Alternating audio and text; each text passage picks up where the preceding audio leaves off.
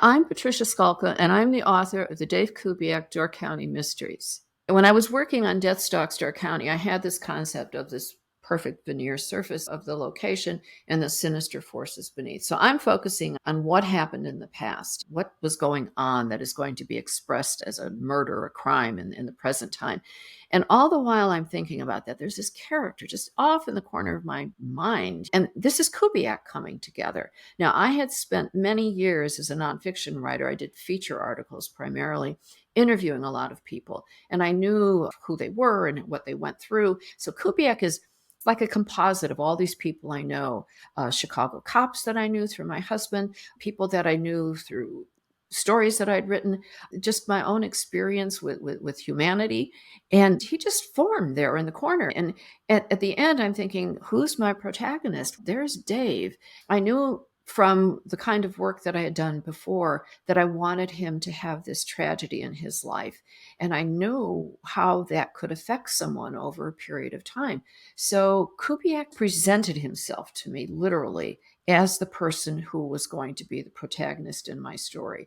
And when it came time to actually start writing it, I really seriously thought, okay, I'm a woman. Should I have a male protagonist? And then I thought, who wrote Madame Bovary? Nobody questioned that. Nobody questioned who wrote Hercule Poirot. I can have a Kubiak. So he just fit right in. And what I liked about him was his backstory. I liked the fact that he had to struggle all his life to even get where he was. And that when he got where he wanted to be, it got all pulled out from under him. There's a line in the first book that says, when his wife and daughter died, he lost more than his love. He lost his way. And that just came to me as I was writing it. I thought, here's this person who is just lost.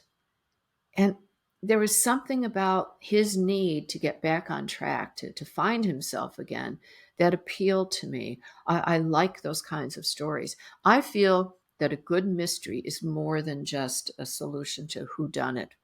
A good mystery really is a window into the soul. It's a window into your character. And I had this man who'd struggled so hard to overcome a lousy childhood, to try and grasp onto hope when he grew up in a household where it was very cynical.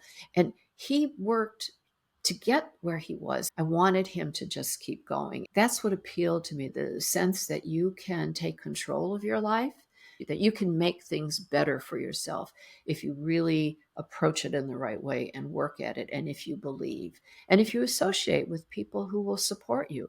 He makes friends. He becomes a good friend of Evelyn Bethard, who's the retired coroner, who's like the absolute opposite of his father. He sees a role model in this other man, and he becomes a role model for younger staff in his department.